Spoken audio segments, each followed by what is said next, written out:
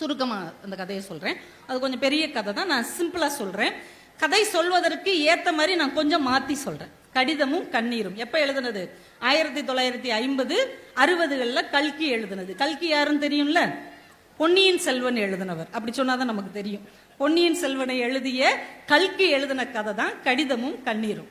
இந்த கதையில ஒரு மிகப்பெரிய பெண்கள் மட்டுமே படிக்கிற பள்ளிக்கூடம் கல்லூரியை இயக்குகிற அந்த தாளாளர் அம்மா அன்னபூர்ணின்னு அவங்களுக்கு பேரு.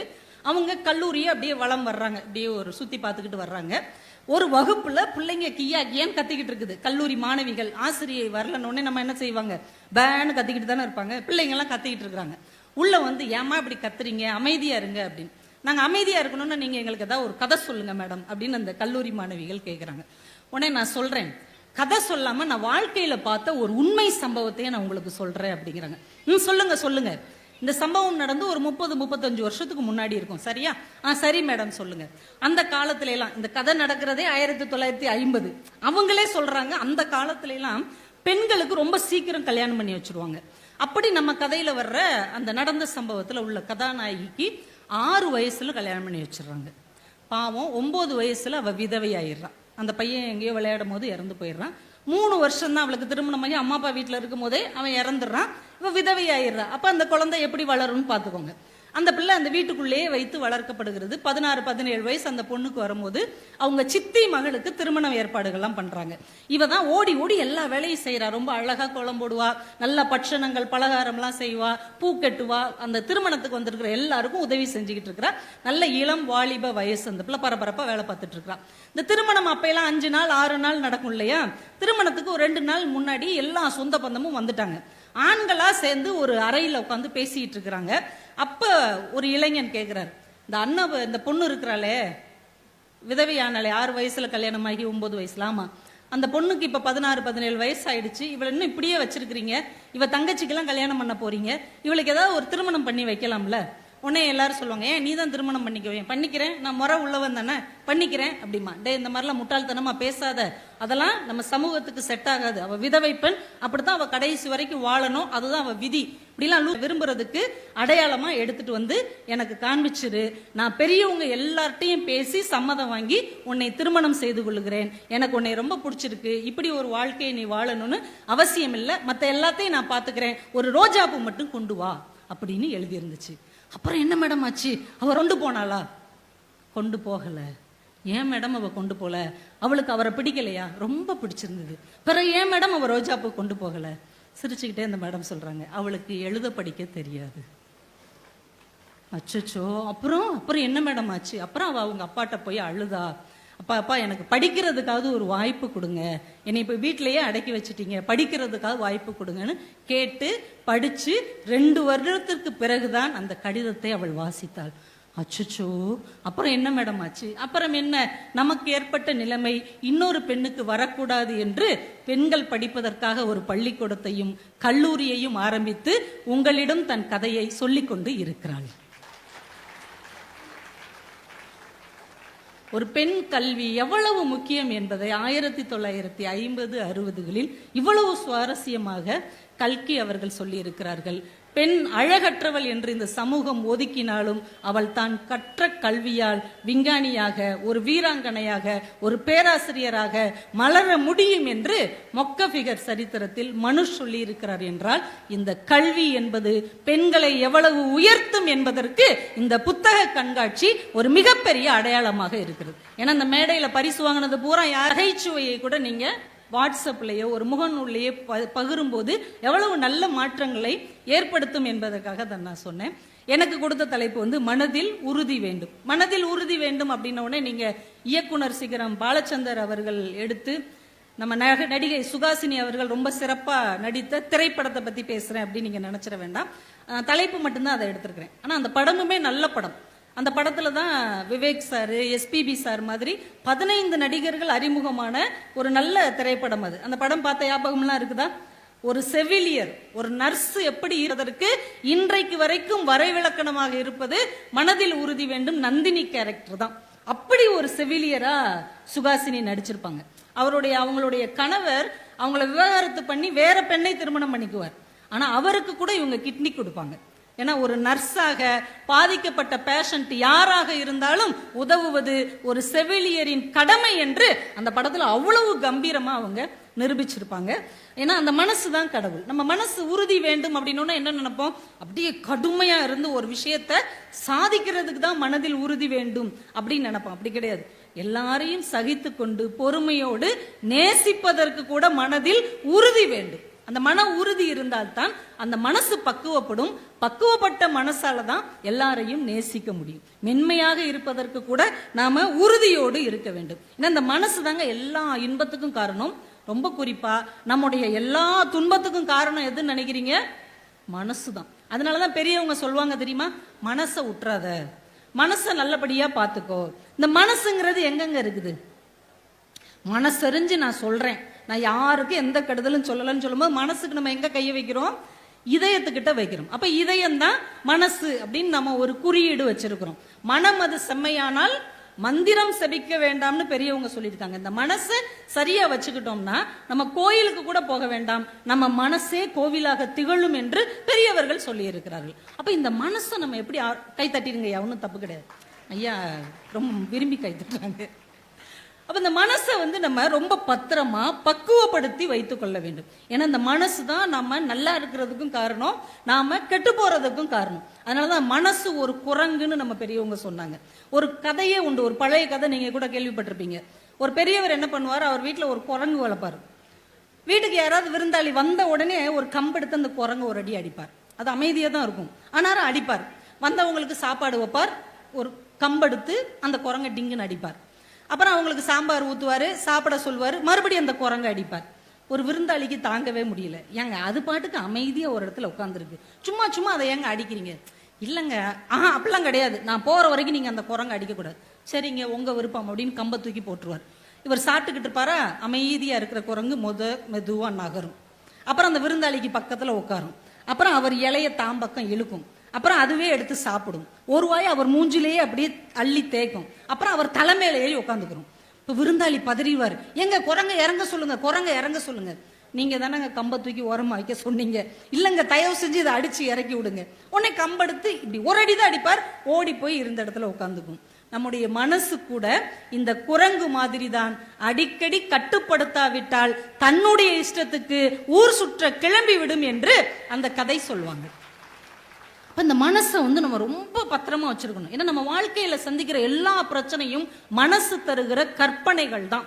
இந்த வார்த்தையை நல்லா பதிவு செஞ்சுக்கோங்க. நம்ம வாழ்க்கையில சந்திக்கிற எல்லா பிரச்சனைக்கும் பெரும்பாலான காரணம் மனசு செய்கிற கற்பனைகள் தான். ஒன்னும் இல்ல, நீங்க தஞ்சாவூர் பஸ் ஸ்டாண்ட் வழியா போயிட்டு இருக்கிறீங்க. உங்க நெருங்கிய நண்பர் உங்களை எதிர்க்க கிராஸ் பண்ணி போறார். அவர் உங்களை கவனிக்கவே இல்லை, ஏதோ ஒரு பிரச்சனையில இருக்கிறார், இல்ல ஏதோ பஸ்ஸை பிடிக்கிற அவசரத்துல இருக்கிறார், உங்களை கவனிக்காம போயிட்டார். நீங்க கூப்பிடுறீங்க, அப்பயும் போயிட்டார். உண்மைக்கே அவர் உங்களை கவனிக்கல, உங்க வார்த்தை கேட்கல.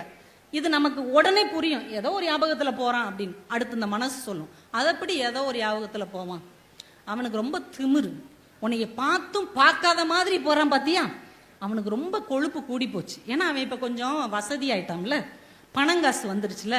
அன்னைக்கு கூட அவன் என்ன செஞ்சான் உனக்கு ஞாபகம் இருக்கா? 8ஆம் கிளாஸ் படிக்கும் போது உனக்கு பேப்பர் காமிக்க மாட்டேன்னு சொன்னான் பாத்தியா, அவன் ஒரு மோசமானவன். நீ அவனுக்கு எவ்வளவு உதவி செஞ்சிருக்கிற, அன்றி மறந்தவன். ஒரு 5 நிமிஷத்துக்குள்ள உங்களுக்கு 6 உயிர் நண்பனாக இருந்தவனை இந்த மனசு தன் கற்பனைகளால் முதல் கட்ட எதிரியாக மாற்றிவிட்டு தான் ஓயும். உண்மையா இல்லையா? இப்ப நீங்க நிறைய உறவுக்காரங்களை எல்லாம் எதிரியா நினைச்சிட்டு இருப்பீங்கல்ல, நீங்க உங்க ஆள் மனசுக்குள்ள போய் யோசிச்சு பாருங்க, அதுல முக்காவாசி உங்களுடைய கற்பனைகள் தான். உங்க அத்தை என்னைய பார்த்தா மட்டும் இப்படின்ட்டு போவா அப்படிம்பாங்க நம்ம அம்மா. அத்தை முகமே அப்படித்தான், அது இப்படித்தான் இருக்கும். ஆனா நம்ம அம்மாவுக்கு என்னமோ அவங்கள பார்த்த உடனே அப்படி சொல்ற மாதிரி தோணும். என்ன காரணம்? இது மனசு செய்கிற கற்பனை. கணவர் வீட்டுக்காரங்கன்னா நம்ம மேல காண்டா தான் இருப்பாங்கன்னு அவங்களா நினைச்சுக்கிறது. அப்ப இந்த கற்பனைகள் தான் நம்மை மகிழ்ச்சியாக வாழ விடாமல் தடுக்கிறதுங்கிறத புரிந்து கொண்டோம் என்றாலே வாழ்க்கை இனிமையா இருக்கும். ஏன்னா மனசு பண்ற கற்பனைக்கு அவ்வளவு ஆற்றல் உண்டு. அதை நல்ல விதமா மாற்றணும்னா வாழ்க்கை நல்ல விதமா இருக்கும். ஒரு நிறுவனத்துல ஒரு அதிகாரியா ஒரு பெண் இருந்திருக்கிறாங்க. அவங்களுக்கு இந்த ரோஜா பூ வாசனைனாலே தலைவலி வந்துடும். ரோஜா பூ பக்கத்துல வச்சாலோ இல்ல அந்த இடத்துல பார்த்தாலோ உடனே தலைவலி வந்துடும். அந்த வாசனையே அவங்களுக்கு ஒத்துக்காது. ஒரு நாள் அவங்க நிறுவனத்துல ஒரு மிகப்பெரிய போர்ட் ஆஃப் டைரக்டர் மீட்டிங் நடக்குது. இவங்களும் அதுல கலந்துக்கிட்டு அவங்க ஒரு முக்கியமான உரையாற்ற வேண்டி இருக்குது. அவசரமா காலையில கிளம்பி வர்றாங்க, பயங்கர டிராபிக் எல்லாம் கடந்து இவங்க உள்ள போகும்போது 10 மணி ஆயிடுச்சு. எல்லாரும் வந்து உட்காந்துட்டாங்க. இவங்க தன்னுடைய சீட்ல போய் உட்கார்ந்ததுக்கு அப்புறம் தான் கவனிக்கிறாங்க, எல்லார் சீட்டுக்கு முன்னாடியும் ஒரு ரோஜா பூங்கொத்து வச்சிருக்கிறாங்க.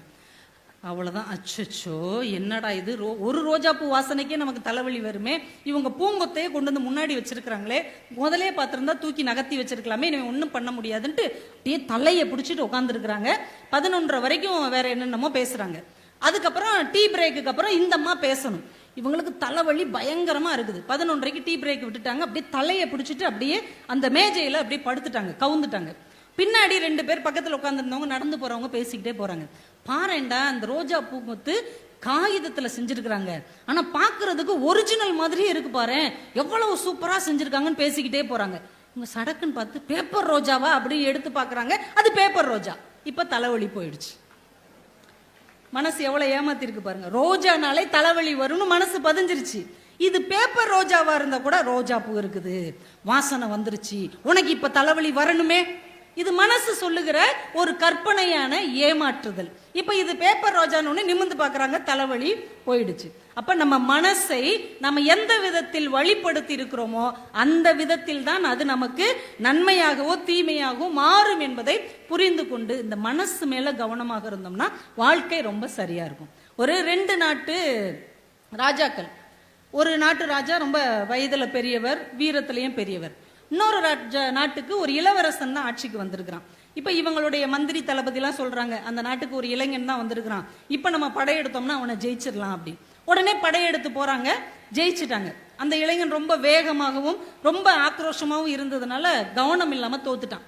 இப்ப அந்த அரசர் சொல்றார், ஜெயிச்ச நாட்டு அரசர் சொல்றார், தம்பி உனக்கு ஒரே ஒரு வாய்ப்பு தர்றேன், ஏன்னா நீ இளைஞனா இருக்கிற, அதனால உன் உயிருக்கு நான் ஒரு வாய்ப்பு தர்றேன். இந்த ஒரு கிண்ணம் முழுக்க எண்ணெய் தர்றேன். இந்த எண்ணெயை எடுத்துக்கிட்டு அந்த குறிப்பிட்ட தூரம் வரைக்கும் குறிப்பிட்ட நேரத்துக்குள்ள ஒரு சொட்டு எண்ணெய் கூட கொட்டாம நீ கடந்து போயிட்டேன்னா உனக்கு உன் உயிரும் இலவசம், இந்த நாடும் திருப்பி தரப்படும். இதுதான் இந்த போட்டியுடைய ஒரு இதுன்னு சொல்லிட்டார். சரின்னு அந்த பையன் கையில எண்ணெய் கிண்ணத்தை கொடுத்துட்டாங்க. அவன் 2 கையிலையும் அதை பிடிச்சிக்கிட்டு வேகமாகவும் அதே நேரத்தில் கவனமாகவும் அந்த கரெக்டான நேரத்துக்குள்ள போகணும்னு விறுவிறுன்னு போயிட்டு இருக்கிறான். பக்கத்துல 2 வீரர்கள் கையில வாளோட போறாங்க. ஒரு சொட்டு எண்ணெய் கொட்டினாலும் அவன் கழுத்தை சீவுறதுக்காக எதிரி நாட்டு வீரர்கள் பக்கத்திலேயே நடந்து போறாங்க. ரொம்ப கவனமா போய்கிட்டே இருக்கிறான். இந்த பக்கம் இவனுடைய நாட்டு மக்கள்லாம் இருக்கிறாங்க. இளவரசே உங்களால முடியும், கவனமா போங்க, நீங்க கண்டிப்பா ஜெயிச்சிருவீங்க, நம்ம நாடு நம்மளுக்கு கிடைச்சிடும். இந்த பக்கத்துல இருக்கிறவங்க எல்லாம் கத்துறாங்க. இந்த பக்கம் எதிரி நாட்டு மக்கள்லாம் கத்துறாங்க, அதெல்லாம் உன்னால கொண்டு போக முடியாது, நீயே ஒரு அவசரக்காரன், கண்டிப்பா இதை கொட்டிடுவ, நீ இன்னைக்கு செத்து போயிடுவ, இந்த நாடும் எங்களுக்கு தான் சொந்தம்னு இந்த சைடு உள்ளவங்க எல்லாம் கத்துறாங்க. இவன் பாட்டுக்கு போய் ரொம்ப சரியான நேரத்துக்குள்ள அந்த தூரத்தை கடந்து ஒரு சொட்டு எண்ணெய் இல்லாம கொட்டாம நின்னுட்டான். இப்ப அந்த அரசர் கூப்பிட்டு, வெரி குட், நான் சொன்னபடி வாக்க காப்பாத்திடுறேன், உனக்கு உன் உயிரையும் நான் விட்டுறேன், நீ இந்த நாடு உனக்கு தான் சொந்தம் அப்படின்னு சொல்லிட்டு உன்னுடைய மக்கள்ல நிறைய பேர் உன்னை பாராட்டினாங்க, அந்த பக்கம் இருக்கிற கொஞ்சம் பேர் உன்னை ரொம்ப திட்டுனாங்க. இப்போ உனக்கு ஒரு வாய்ப்பு தர்றேன், உன்னை பாராட்டினவங்களுக்குலாம் நீ பரிசு கொடுக்கலாம், உன்னைய திட்டுனவங்களுக்குலாம் நீ தண்டனை கொடுக்கலாம், வா இந்த மேடையில நின்று அவங்களுக்கு பாராட்டும் தண்டனையும் கொடு அப்படின்னு. அவன் இப்படி பார்த்துட்டு சொன்னான், என்னை பாராட்டினாங்களா? ஆமா நிறைய பேர் பாராட்டினாங்க. என்னை திட்டினாங்களா? நிறைய பேர் உன்னை திட்டினாங்க. சாரி சார், நான் கவனிக்கல, என் கையில இருக்கிற எண்ணெய் ஒரு துளி கூட கொட்டிவிடா கூடாது என்பதில் கவனமாக இருந்ததால் என்னை பாராட்டியவர்களையும் நான் கவனிக்கவில்லை, என்னை இகழ்ந்தவர்களையும் நான் கவனிக்கவில்லை. என் இனியவர்களே, நம்ம லட்சியத்தின் மேல் நாம் முழுமையான கவனத்தோடு இருந்தால் நம்மை பாராட்டுகிறவர்களை பார்த்து நாம் மயங்கவும் வேண்டாம், நம்மை குறை சொல்பவர்களை பார்த்து நாம் தயங்கவும் வேண்டாம் என்பதற்கு இந்த கதை மிகப்பெரிய அடையாளமாக இருக்கிறது. அந்த மனசை கவனமா வச்சுக்கிட்டோம்னா எவ்வளவு பெரிய விஷயத்தையும் தாண்டி போகலாம். சுத்தி இருக்கிறவங்க 1000 குறை சொல்லுவாங்க, அதை கவனிக்காம போய்கிட்டே இருப்பதற்கு இது ஒரு அழகான வாய்ப்பு. இப்ப நம்ம ஊர்ல சூப்பர் ஸ்டார் அப்படின்னா யாரு? ரஜினிகாந்த் தான்.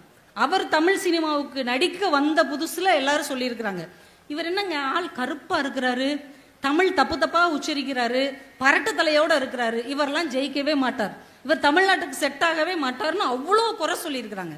எதெல்லாம் தனக்கு எதிராக குறை என்று ஏவப்பட்டதோ அதையே தன்னுடைய ஸ்டைலாக மாற்றி தமிழ்நாட்டுக்கே சூப்பர் ஸ்டாரா அந்த மனிதர் மாறினார். எது குறைன்னு சொல்றாங்களோ அதையே அவர் நிறையாக்கிட்டார். நடிகை பானுமதின்னு ஒருத்தங்க இருந்தாங்க, போன ஜெனரேஷன்காரங்களுக்குலாம் தெரியும், உங்களுக்குலாம் ரொம்ப பிடிக்கும் இல்லையா, அவர் மகிழ்ச்சி ஆமாம்மா அப்படிங்கிறார். அந்த அம்மா நடிக்க வந்தப்பையும் சொல்லியிருக்காங்க, இந்த அம்மா என்ன ஒரு நளினமே இல்லாம ஆம்பளை மாதிரி இருக்கிறாங்க, இவங்க குரலும் பாத்தீங்கன்னா ஆம்பளை குரல் மாதிரி இருக்குன்னு அவ்வளவு விமர்சனம் பண்ணியிருக்கிறாங்க. ஆனா எது தனக்கு எதிராக சொல்லப்பட்டதோ அதையே தனக்கு நிறையாக மாற்றி பானுமதி தாங்க அப்படியே ஆண்களுக்கு சமமா கம்பீரமா நடிப்பாங்க, கம்பீரமா பாடுவாங்க என்று ஒரு தனித்துவமான நடிகை என்று தமிழ் சினிமாவில் அவர் முத்திரை பதித்தார். அந்த காலத்திலேயே பெண் இயக்குனராக அவங்க ஒரு மிகப்பெரிய அவதாரமும் எடுத்தார்கள் என்றால், இந்த உலகம் உங்கள் மனதின் மேல் குறைகளை தூக்கி எறிந்தாலும் அதை நிறைவாக மாற்றிக்கொள்ள உங்கள் மனதுக்கு தெரிந்தால் எதை பற்றியும் கவலைப்பட வேண்டாம், எல்லாவற்றையும் தாண்டி ஜெயிக்க முடியும் என்பதுதான் நம்ம மனசின் ஆற்றல். அந்த மன உறுதி இருந்தா எல்லாத்தையும் தாண்டி அடிச்சு போயிட்டே இருக்கலாம். நமக்கு ரொம்ப பிடித்தமான அமெரிக்க அதிபர்கள் ஒருத்தர் ஆபிரகாம் லிங்கன் இல்லையா? ஆபிரகாம் லிங்கன் அந்த அடிமை இனத்திலிருந்து, அந்த கருப்பு இனத்திலிருந்து வந்து முதன்முறையாக அந்த அமெரிக்காவுக்கு அதிபராகி இப்படி மாதிரி பெருங்கொண்ட கூட்டத்தில் பேசிக்கிட்டு இருக்கிறார். இந்த அமெரிக்க தேசத்தை இன்னும் எப்படியெல்லாம் முன்னேற்ற முடியும் அப்படின்னு பேசிட்டு, இதுல உங்களுக்கு ஏதாவது சந்தேகம் இருந்தா கேளுங்க அப்படிங்கிறார். அந்த கூட்டத்தில் இருக்கிற ஒரு பெரிய பணக்காரர் சொன்னார், மிஸ்டர் லிங்கன், லிங்கனுடைய அப்பா செருப்பு தைக்கிற தொழிலாளி, நம்ம எல்லாருக்கும் தெரியும், அவருடைய மகன் தான் ஆபிரகாம் லிங்கன். மிஸ்டர் லிங்கன், நான் காலில் போட்டிருக்கிறது உங்க அப்பா தச்சு கொடுத்த செருப்பு, இப்ப அதை லைட்டா பிஞ்சிருச்சு, என்ன செய்யலாம்? சந்தேகம் கேட்கிற இடத்த பாருங்க. இப்ப நம்மளா இருந்தா, ஐயோ நம்ம ஒரு அதிபரா நிக்கிறோம், நம்மளை பார்த்து இப்படி அவமானப்படுத்திட்டானேன்னு பதறுவோம்ல. அவர் மனசு கொஞ்சம் கூட பதறல. ரொம்ப நன்றிங்க, எங்க அப்பா தச்சு கொடுத்த செருப்பா அது, எங்க அப்பா இறந்து பல ஆண்டுகள் ஆன பின்னாலும் அந்த செருப்பு இவ்வளவு நாள் உழைத்திருக்கிறது என்றால் ஒரு செருப்பு தொழிலாளியின் மகனாக இருப்பதில் நான் பெருமைப்படுகிறேன். நீங்க ஒன்னும் வருத்தப்படாதீங்க, அந்த செருப்பு இன்னும் நல்லா பிஞ்ச உடனே என்கிட்ட கொண்டு வந்து கொடுங்க, நானே தைத்து தருகிறேன். ஏனென்றால் எனக்கு செருப்பு தைக்கவும் தெரியும், ஒரு தேசத்தை ஆளவும் தெரியும் என்று சொன்னார். அந்த மனசு பக்குவமாக இருந்தால் உங்க மேல வீசப்படுகிற அம்புகளை கூட பூக்களாக மாற்றிக்கொள்ள அது நமக்கு வழிகாட்டும்.